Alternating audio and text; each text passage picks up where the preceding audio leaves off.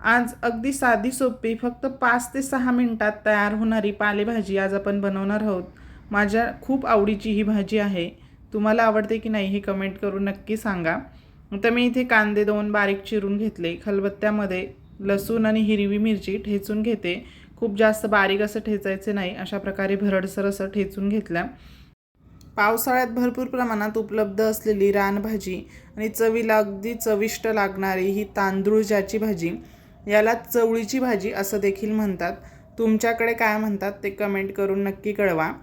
हे बघा, अशा पद्धतीने मी ही भाजी इथे निवडून घेते। ही भाजी ओळखायची कशी, तर त्याचे मागचे देठ हे लाल असते। हे बघा, खालची बाजू त्या देठाची पूर्णपणे लाल आहे।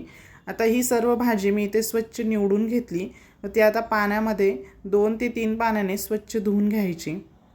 धुतल्यानंतर एखाद्या चाळणीवर पाणी निथळत ठेवायचे। आता यामध्ये तेल घालूयात। तेल छान गरम झालं की त्यात आता जिरं घालायचं। त्यात आता कांदा घालून घ्यायचा। कांदा छान परतवून घेतला। कांदा व्यवस्थित परतवून झाला की यात आता आपण ठेचून घेतलेले लसूण आणि मिरची यामध्ये घालूयात। तुम्ही कांदा न घालता सुद्धा ही भाजी बनवू शकतात, पण कांदा यासाठीच घातला आहे की ही भाजी जवळजवळ मी इथे 2 जुड्या घेतल्या आहेत, पण ती शिजल्यानंतर खूप थोडीशी होते आणि अगदी कमी होते। त्यामुळे थोडा कांदा घातला म्हणजे भाजीचे प्रमाण वाढते। जर तुम्हाला नसेल घालायचा, नाही घातला तरी चालेल। आता मी सर्व धुवून घेतलेली भाजी यामध्ये टाकून घेतली। 2 जुड्या मी इतकी ही भाजी घेतली होती। आता हे बघा, पूर्ण कढई भरून जरी ही भाजी आत्ता दिसत असली, पण ती शिजल्यानंतर खूप थोडीशी होते। तर गॅस इथे फुलच ठेवायचा आणि व्यवस्थित भाजी मिक्स करून घ्यायची। त्याचे पाणी पूर्णपणे निथळून घ्यायचे, त्यानंतरच भाजी यामध्ये घालायची, कारण भाजीला पुन्हा पाणी सुटते। आणि गॅस फुल ठेवूनच आपल्याला ही भाजी शिजवून घ्यायची, कुठेही गॅस कमी करायचा नाही। व्यवस्थित एकदा हलवून घ्यायचे। जर तुमच्या शरीरात व्हिटॅमिन सीची कमतरता असेल तर तेव्हा ही भाजी आवर्जून खायची। तसेच आपल्या शरीरातील दाह, उष्णता कमी करण्यासाठी सुद्धा तांदूळजा फार उपयुक्त ठरतो।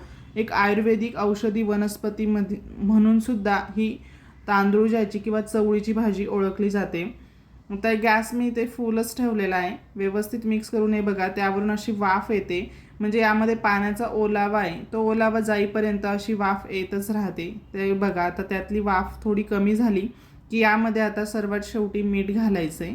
मीठ हे शेवटीच घाला, कारण भाजी ही शिजल्यानंतर कमी होते, म्हणजे त्याचा अंदाज देखील येतो आणि मीठ घातल्यानंतर पुन्हा भाजीला पाणी सुटते। हे बघा, मी इथे मीठ घालून व्यवस्थित मिक्स करून घेतले आणि पुन्हा आता इथे भाजीला थोडेसे पाणी सुटले। आता व्यवस्थित मी कढईमध्ये ही भाजी पसरवून घेते, म्हणजे त्यातले पाणी पूर्णपणे आटले जाईल। आणि फुल आचेवरच अगदी 5 ते 6 मिनिटांमध्येच ही भाजी शिजवून तयार होते। तुम्ही टिफिनला सुद्धा ही भाजी झटपट सकाळी बनवून देऊ शकतात। मस्त गरमागरम ही तांदळाची भाजी तुम्ही गरमागरम भाकरीसोबत सर्व करू शकतात। ज्वारीच्या, बाजरीच्या किंवा तांदळाच्या भाकरीसोबत ही भाजी तुम्ही सर्व करू शकतात। अगदी चविष्ट लागते। व्हिडिओ आवडला असेल तर व्हिडिओला जास्तीत जास्त लाईक, शेअर आणि सबस्क्राईब करा। धन्यवाद।